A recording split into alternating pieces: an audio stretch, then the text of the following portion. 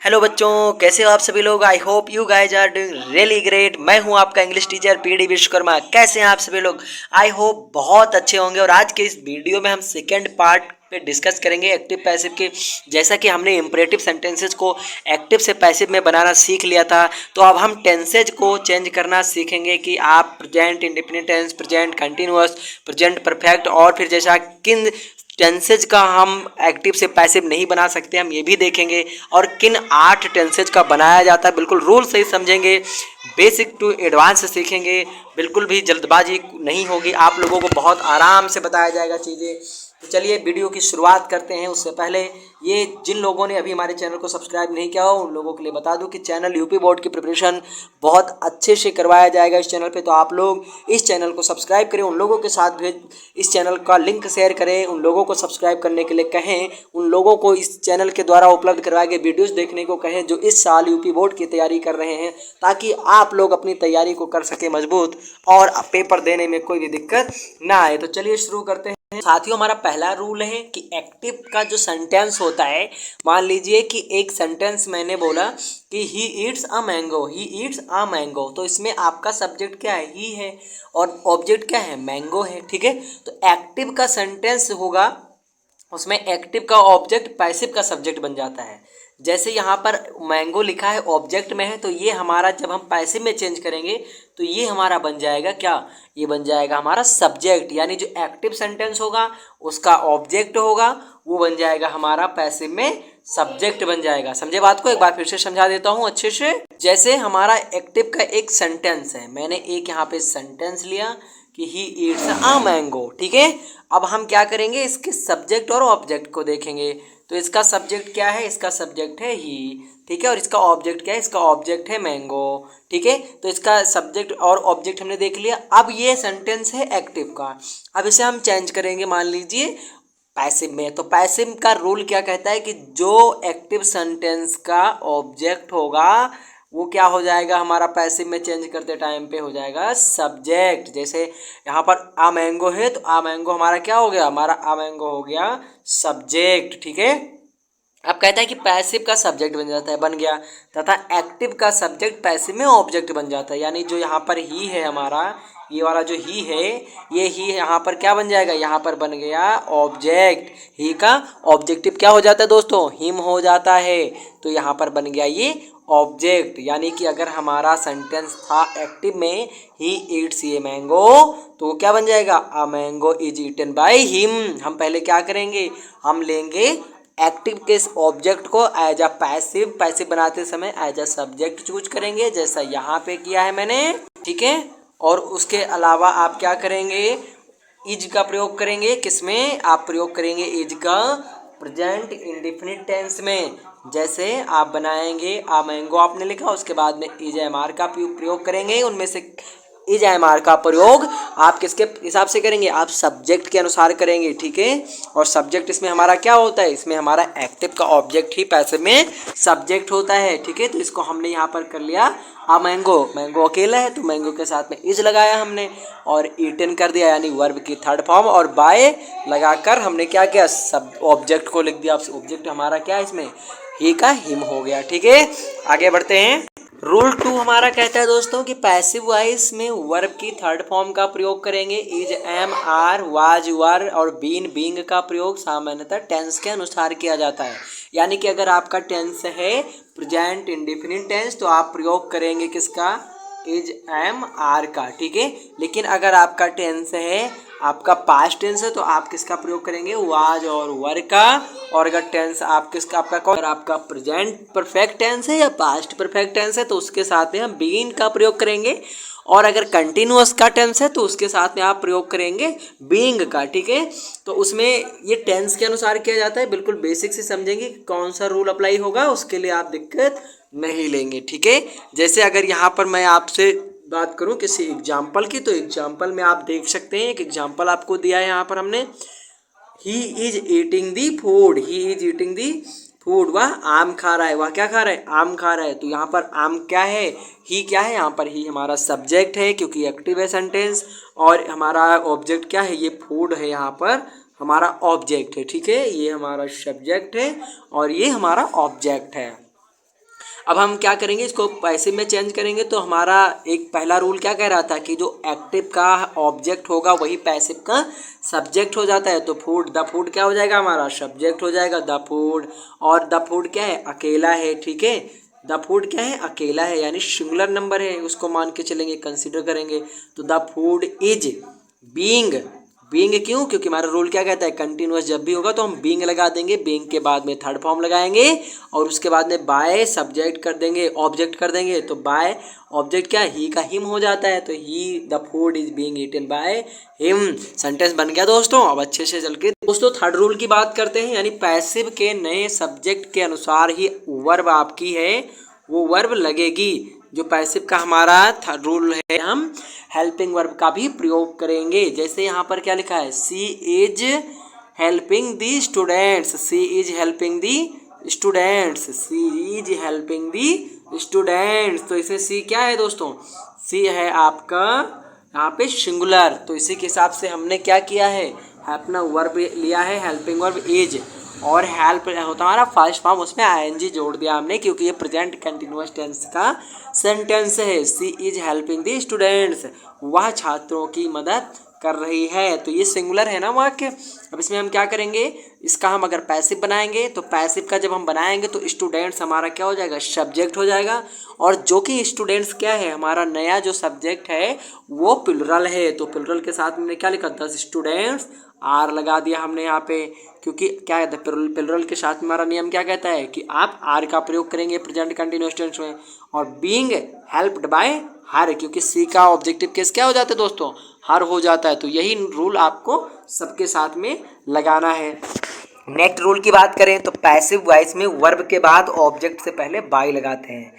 Rule 4 क्या कहता है दोस्तों कि पैसिव वॉइस में वर्ब के बाद आपको ऑब्जेक्ट से पहले बाय लगाना है, ठीक है। जैसे एक सेंटेंस लिखा है, यू प्लेड फुटबॉल, तुमने फुटबॉल खेला। अब इसमें हमने द फुटबॉल क्या किया, सब्जेक्ट के तौर पे लिया, द फुटबॉल वाज, अब क्या किया गया, प्लेड बाई यू। तो यहाँ पे ऑब्जेक्ट क्या है हमारा, यू है। तो यू और वर्ब क्या है हमारा, प्लेड। इन दोनों के बीच में हमने किसका प्रयोग किया, बाय का प्रयोग किया, ठीक है। अब रूल 5 की तरफ बढ़ते हैं दोस्तों।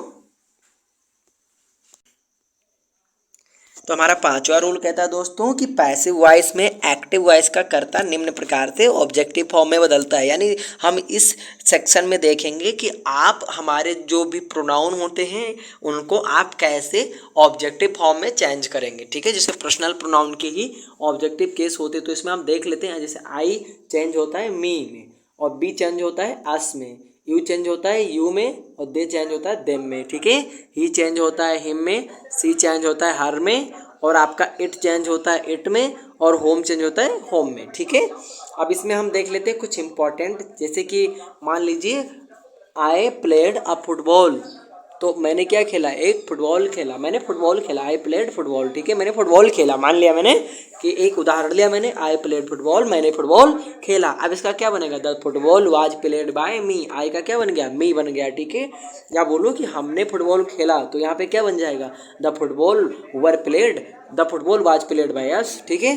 यू प्लेड फुटबॉल, तो the football was played bye you. बहुत इजी है सेंटेंस बनाना, अगर आप एक बार समझ लेते हैं अच्छे से। तो इस वाले का आप स्क्रीनशॉट ले लीजिएगा ताकि इसे बदलने में आपको दिक्कत ना हो। Present perfect continuous tense, past perfect continuous tense, future perfect continuous tense और फ्यूचर कंटिन्यूअस टेंस का आप पैसिव नहीं बना सकते हैं। इनका पैसिव इंग्लिश ग्रामर में नहीं बनाया जाता है क्योंकि ये रॉन्ग हो जाते हैं, ठीक है। तो जो रूल है हमारा, उस रूल को हम बहुत अच्छे से ध्यान में रखेंगे।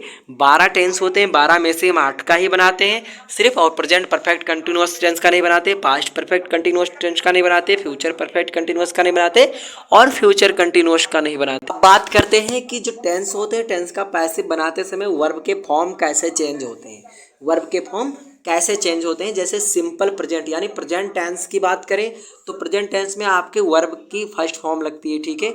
अगर वर्ब की फर्स्ट फॉर्म किस में लगती है, आई बी यू दे के साथ में हम वर्ब की फर्स्ट फॉर्म का प्रयोग करते हैं, ठीक है दोस्तों।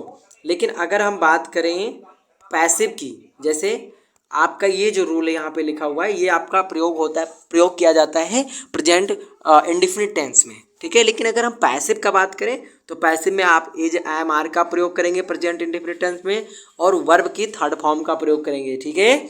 और अगर बात करें सिंपल सेंटेंसेज का, अगर बात करें सिंपल पास्ट का यानी पास्ट टेंस का, तो उसका जो होता है उसमें आप क्या करते हैं, वर्ब की सेकंड फॉर्म का प्रयोग करते हैं, ठीक है। वर्ब की सेकंड फॉर्म का प्रयोग करते हैं। और जब बात आती है आपकी पैसिव बनाने की, पास्ट टेंस की पैसिव बनाते समय आप वाज वर्ब का प्रयोग एज ए हेल्पिंग वर्ब करेंगे और वर्ब की थर्ड फॉर्म का प्रयोग करेंगे। क्लियर। अब बात करते हैं सिंपल फ्यूचर का यानी फ्यूचर इंडिफिनिट टेंस का।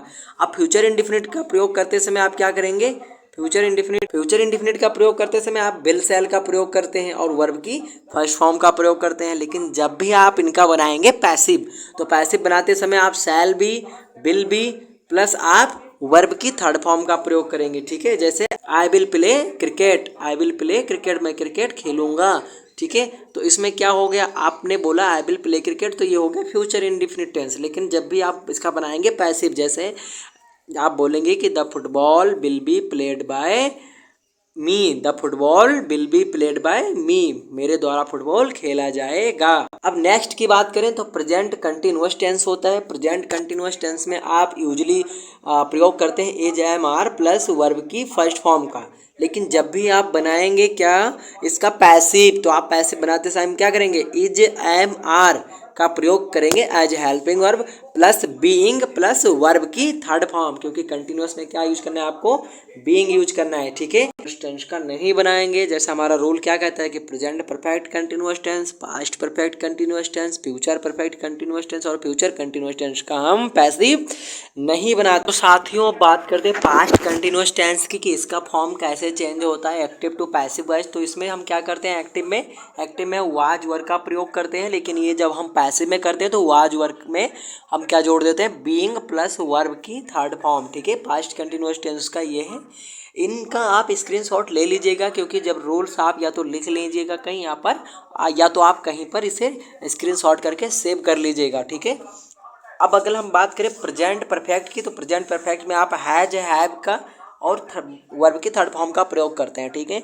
उसके बाद में हैज हैव हम यूज करेंगे, उसके साथ में बीन का प्रयोग कर लेंगे, ठीक है। जब भी हम पैसिव बनाएंगे तो हैज हैव प्लस बीन का प्रयोग करेंगे प्लस वर्ब की थर्ड फॉर्म का प्रयोग करेंगे।